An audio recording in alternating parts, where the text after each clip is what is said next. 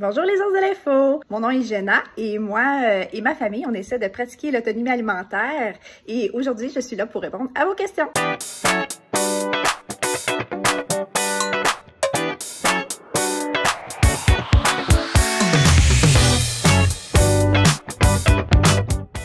Salut tout le monde! Cette semaine, pour les as de l'entrevue, j'ai rencontré Jenna qui essaye avec sa famille de pratiquer l'autonomie alimentaire. Ça veut dire qu'ils essayent de manger le plus possible de la nourriture qu'ils cueillent, qu'ils chassent ou qu'ils transforment eux-mêmes. En plus, Jenna fabrique elle-même des savons, des crèmes et des pommades. Elle a répondu à 5 de vos questions. C'est parti! On commence avec Papou 1. Quand vous avez commencé ce projet, est-ce que ça a été facile ou il a fallu que vous vous habituiez? Est-ce qu'il y a eu un truc qui a été particulièrement difficile à adopter? Merci Papou 1 pour ta question super pertinente. Donc, moi et ma famille, en fait, on a commencé l'autonomie alimentaire de façon graduelle, petit pas par petit pas. D'ailleurs, c'est encore le cas. Je trouve plus facile de cette façon-là que d'y aller tout d'un coup. Sinon, on peut être facilement découragé. Il y a quand même beaucoup de choses à apprendre, des connaissances à acquérir. C'est beaucoup de travail parfois. Moi, dans le fond, j'ai commencé à connaître les plantes médicinales, donc j'ai commencé un peu graduellement par ce chemin-là. Après ça, ça a été le potager. Après le potager, là, on a voulu apprendre à chasser. Pour moi, ça a été le plus difficile.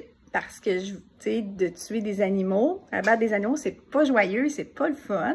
J'adore les animaux, j'adore la nature, donc pour moi, c'était un défi. C'était de me dire que je le faisais pour les bonnes raisons, pour nourrir moi et ma famille. Mais je pense que c'était le côté le plus dur. On poursuit avec une question des élèves de 6e année de l'École des Cerisiers. Est-ce que vous vous sentez plus en santé depuis que vous consommez vos propres produits? Ceux-ci doivent avoir moins de produits chimiques?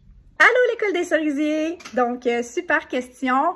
En effet, consommer mes propres légumes que je fais pousser moi-même et manger dans le fond la viande que j'ai chassée moi-même également, je trouve que c'est plus santé pour plusieurs raisons. Entre autres parce qu'on met aucun pesticide, aucun produit chimique dans nos légumes. Nous, on va utiliser principalement le compost et le fumier.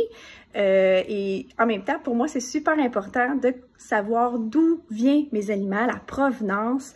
Donc, déjà là, je trouve que ça a un côté un peu plus santé. Aussi, quand on a travaillé très fort pour les faire pousser, les récolter, en prendre soin, ça nous permet de faire moins de gaspillage alimentaire, ce qui est une bonne chose pour la santé de l'environnement. Moi, je pense que ça nous permet d'aller jouer plus souvent dehors, d'être en contact avec la nature, en contact avec les plantes, les insectes. On le fait beaucoup pour nos enfants. Maintenant, la question de Frimousse plus sport égale cœur-cœur.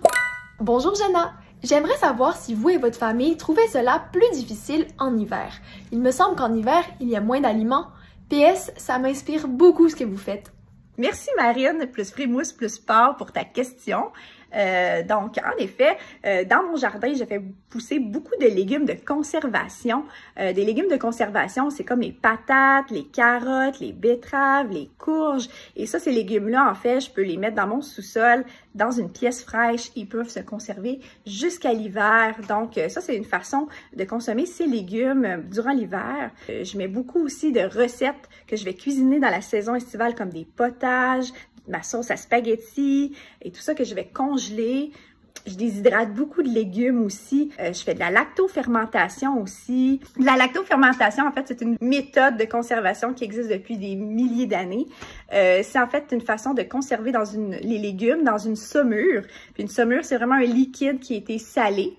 Donc, avec du sel, le sel empêchant les mauvaises bactéries de contaminer les légumes. Donc, ça fait beaucoup de façons de conserver mes aliments pour pouvoir les consommer l'hiver. Mais, bien sûr, l'hiver, on va quand même de façon régulière à l'épicerie. Maintenant, la question de filles sportives.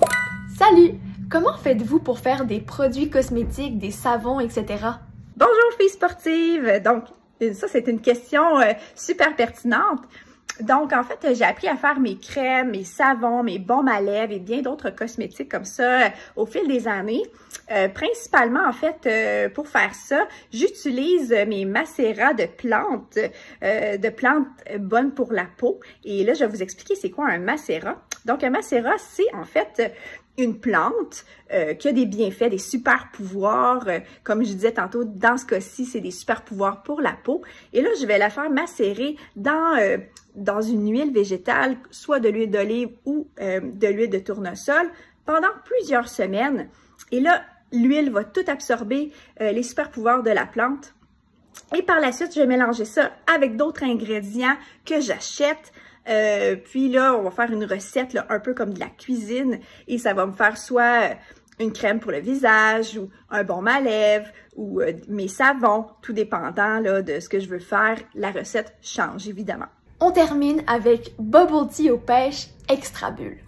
Quand vous avez des blessures assez graves, les soignez-vous avec des plantes, des fruits, du poisson et tous les trucs qu'il y a dans la nature? Super question, Bubble Tea aux pêches Extra Bulle. Quand j'ai une blessure très grave, je vais comme tout le monde à l'hôpital.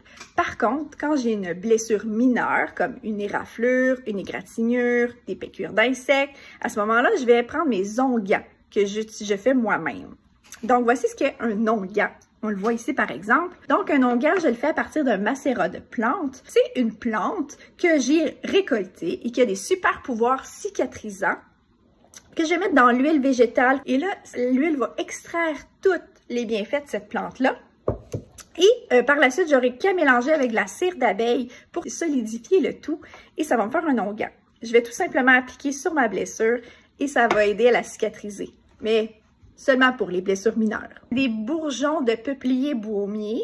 C'est très antiseptique, antibactérien. Les Premières Nations l'utilisaient énormément. Il y a le plantain aussi, qui est quand même une plante qu'on connaît quand même, tu sais, qu'on voit des fois dans les craques de trottoir. Donc, le plantain, une fois chiffonné, là, on peut même le chiffonner et mettre ça directement sur une petite blessure et ça va arrêter de chauffer. Merci les As de l'info, j'espère que j'ai bien répondu à vos questions et que ça vous a piqué une petite curiosité sur l'autonomie alimentaire et la cueillette en forêt. Merci beaucoup!